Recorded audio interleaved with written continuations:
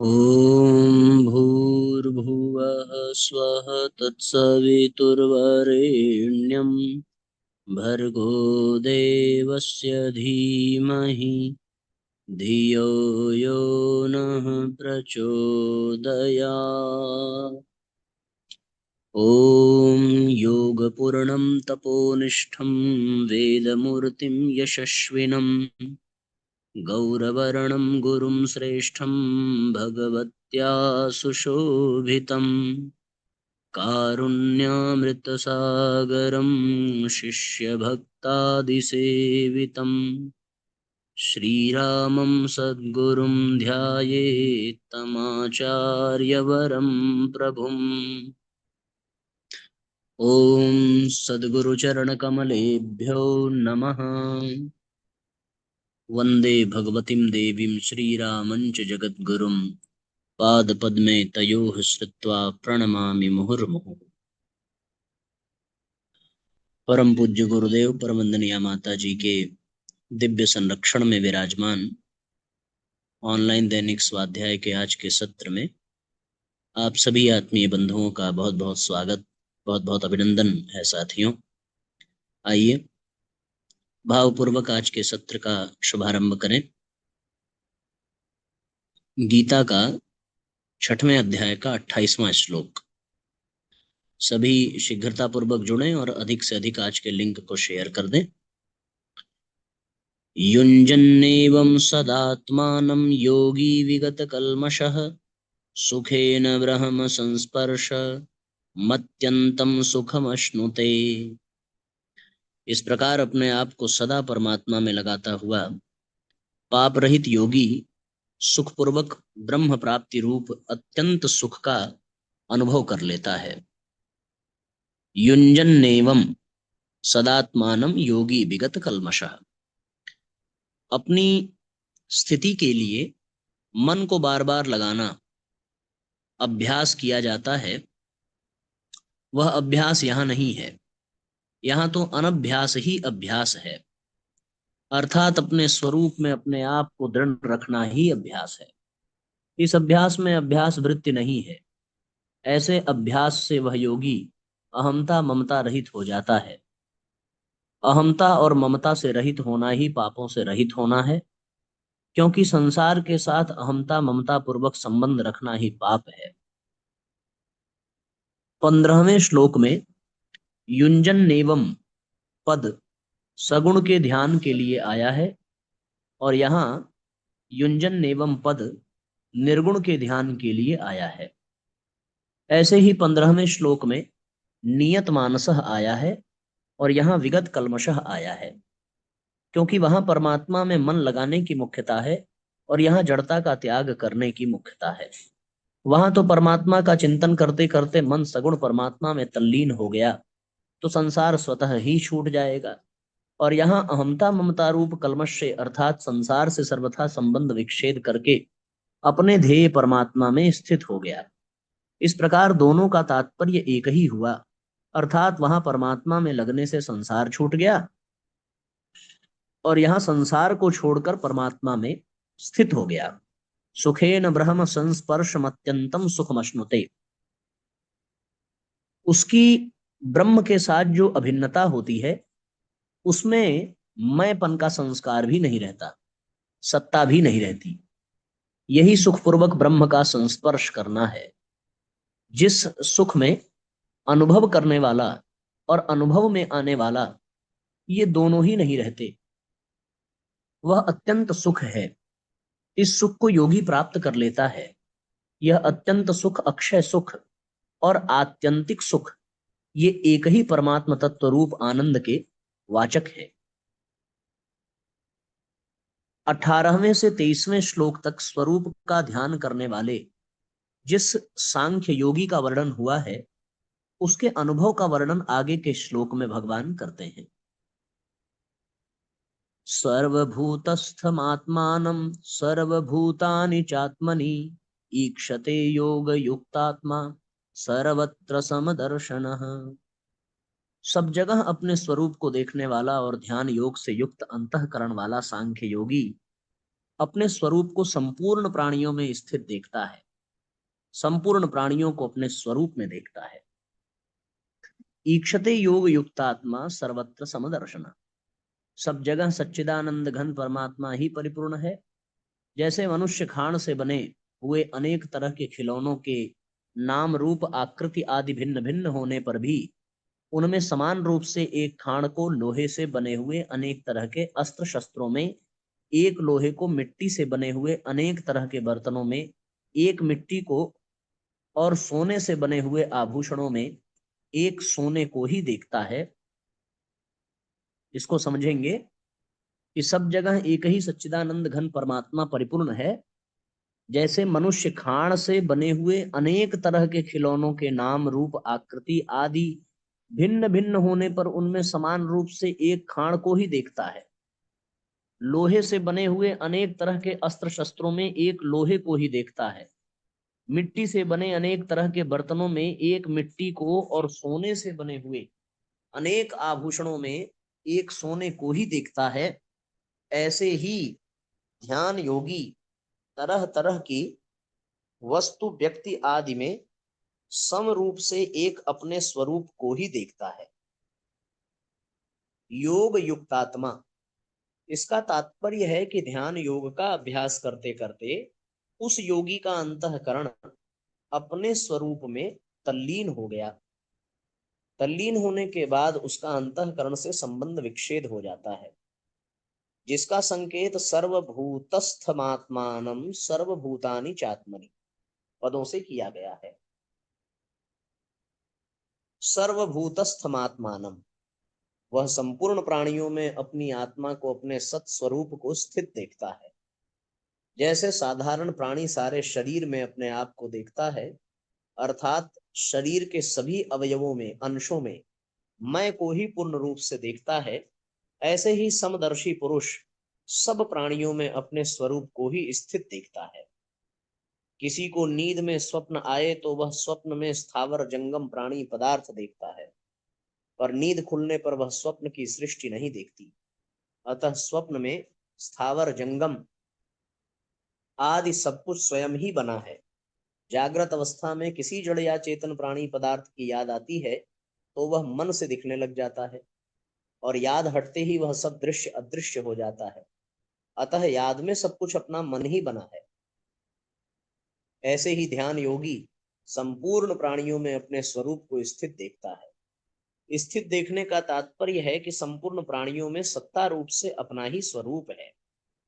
स्वरूप के सिवाय दूसरी कोई सत्ता ही नहीं है, क्योंकि संसार एक क्षण भी एक रूप नहीं रहता, प्रत्युत प्रतिक्षण बदलता ही रहता है। संसार के किसी रूप को एक बार देखने पर अगर दोबारा उसको देखना चाहे तो देख ही नहीं सकता, क्योंकि वह पहला रूप बदल गया।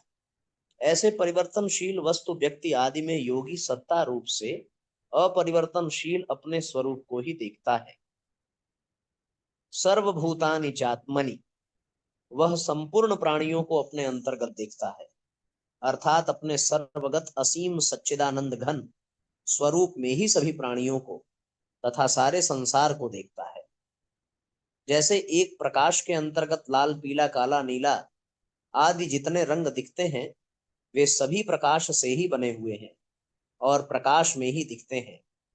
और जैसे जितनी वस्तुएं दिखती हैं वे सभी सूर्य से ही उत्पन्न हुई हैं और सूर्य के ही प्रकाश में दिखती हैं, ऐसे ही वह योगी संपूर्ण प्राणियों को अपने स्वरूप से ही पैदा हुए, स्वरूप में ही लीन होते हुए और स्वरूप में ही स्थित देखता है। तात्पर्य है कि उसको जो कुछ दिखता है वह सब अपना स्वरूप ही होता है। इस श्लोक में प्राणियों में तो अपने को स्थित बताया है, पर अपने में प्राणियों को स्थित नहीं बताया। ऐसा कहने का तात्पर्य है कि प्राणियों में तो अपनी सत्ता है, पर अपने में प्राणियों की सत्ता नहीं है। कारण कि स्वरूप तो सदा एक रहने वाला है, पर प्राणी उत्पन्न और नष्ट होने वाले हैं। इस श्लोक का तात्पर्य ये हुआ कि व्यवहार में तो प्राणियों के साथ अलग अलग बर्ताव होता है, परंतु अलग अलग बर्ताव होने पर भी उस समदर्शी योगी की स्थिति में कोई फर्क नहीं पड़ता। ऐसा सुंदर वर्णन है साथियों। अब भगवान ने 14वें 15वें श्लोकों में सगुण साकार ध्यान करने वाले जिस भक्ति योगी का वर्णन किया था, उसके अनुभव की बात आगे के श्लोक में भगवान कहते हैं। 30वां श्लोक, यो माम पश्यति सर्वत्र सर्वं च मयि पश्यति तस्याहम न प्रणश्यामि स च मे न प्रणश्यति। जो भक्त सब में मुझे देखता है और मुझ में सबको देखता है, उसके लिए मैं अदृश्य नहीं होता और वह मेरे लिए अदृश्य नहीं होता।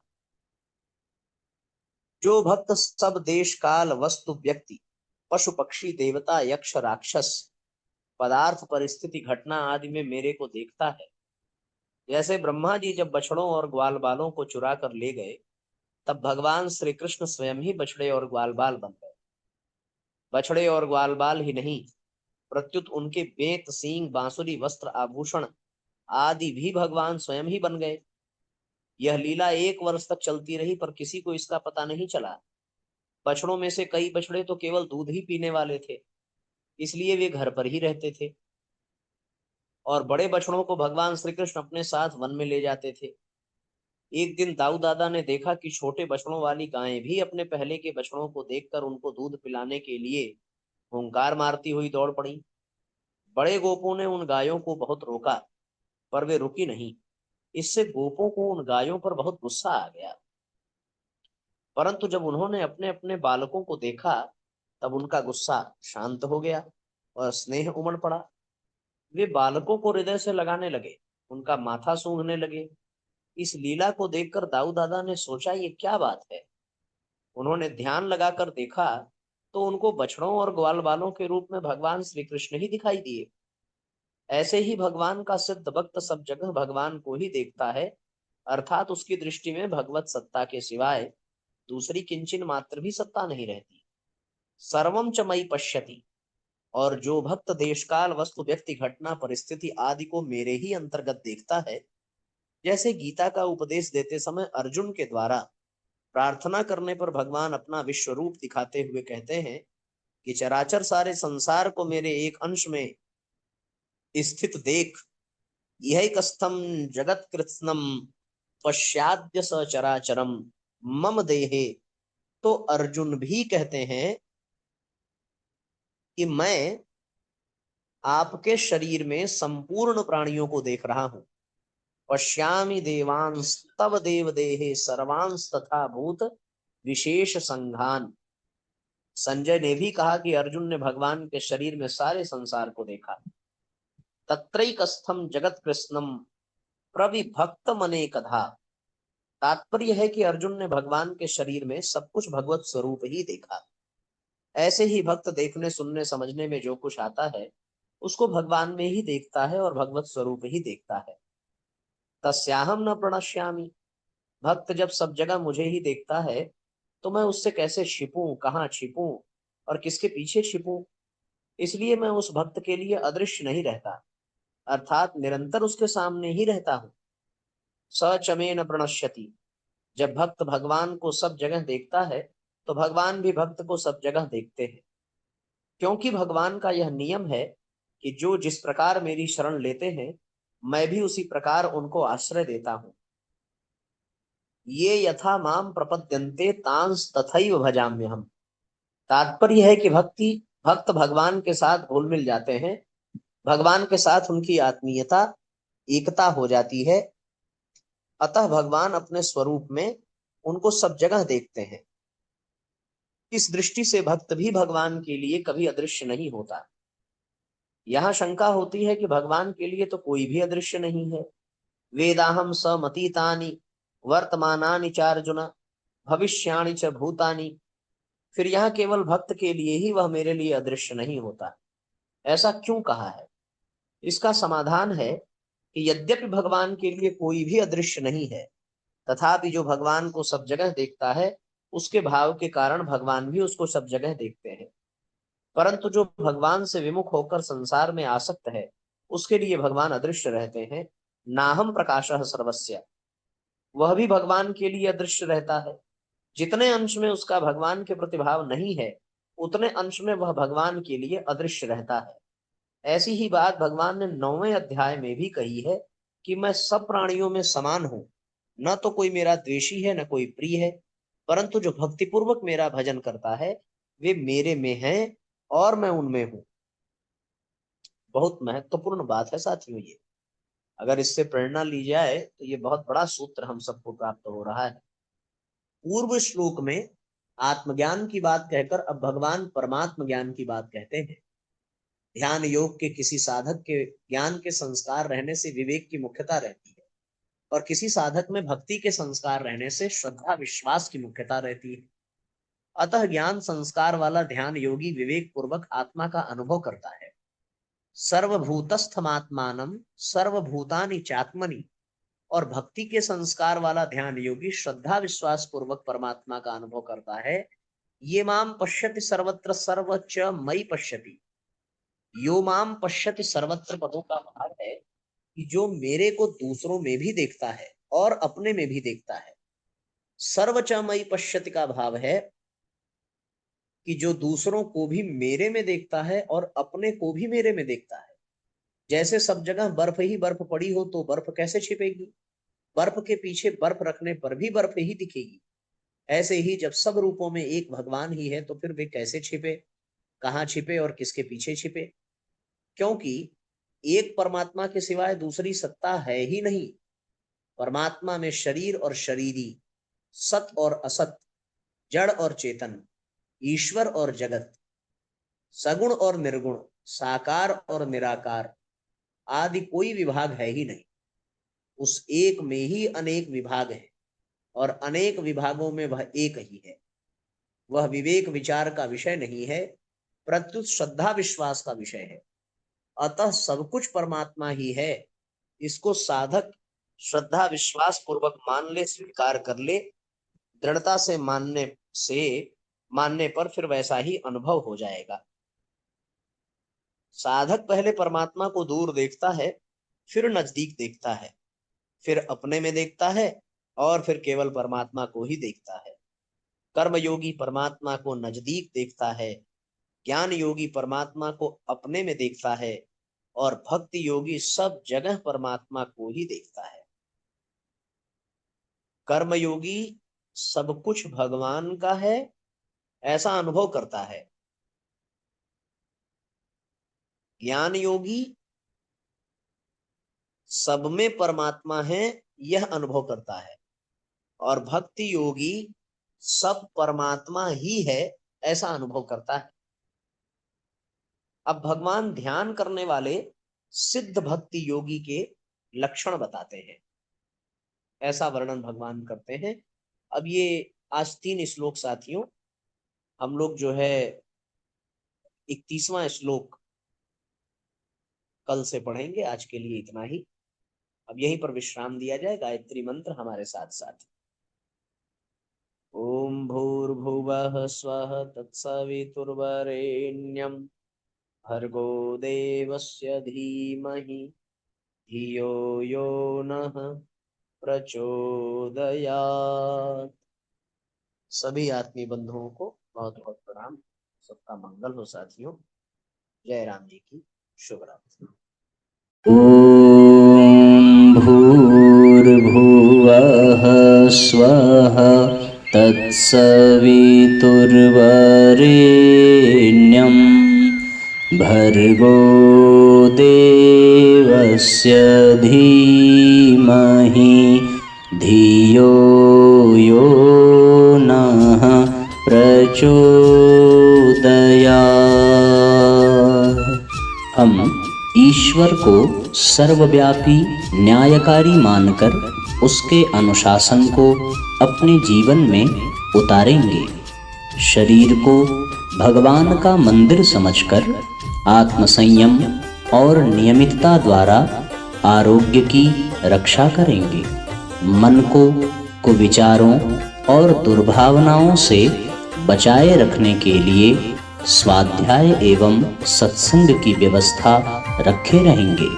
इंद्रिय संयम, अर्थ संयम, समय संयम और विचार संयम का सतत अभ्यास करेंगे, अपने आप को समाज का एक अभिन्न अंग मानेंगे और सबके हित में अपना हित समझेंगे, मर्यादाओं को पालेंगे, वर्जनाओं से बचेंगे, नागरिक कर्तव्यों का पालन करेंगे और समाजनिष्ठ बने रहेंगे। समझदारी, ईमानदारी, जिम्मेदारी और बहादुरी को जीवन का एक अविच्छिन्न अंग मानेंगे। चारों ओर मधुरता, स्वच्छता, सादगी एवं सज्जनता का वातावरण उत्पन्न करेंगे। अनीति से प्राप्त सफलता की अपेक्षा नीति पर चलते हुए असफलता को शिरोधार्य करेंगे। मनुष्य के मूल्यांकन की कसौटी उसकी सफलताओं, योग्यताओं एवं विभूतियों को नहीं, उसके सद्विचारों और सत्कर्मों को मानेंगे। दूसरों के साथ वह व्यवहार नहीं करेंगे जो हमें अपने लिए पसंद नहीं।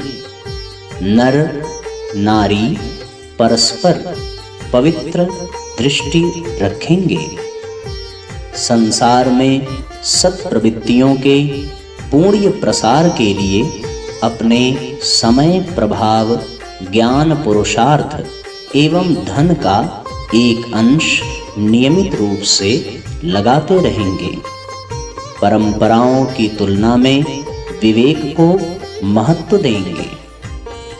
सज्जनों को संगठित करने, अनीति से लोहा लेने और नवसृजन की गतिविधियों में पूरी रुचि लेंगे।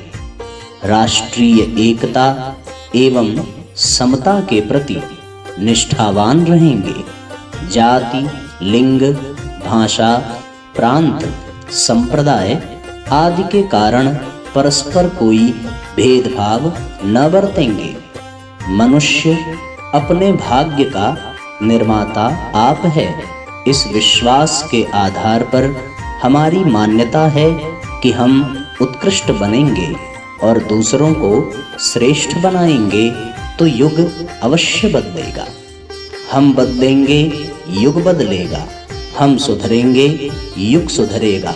इस तथ्य पर हमारा परिपूर्ण विश्वास है।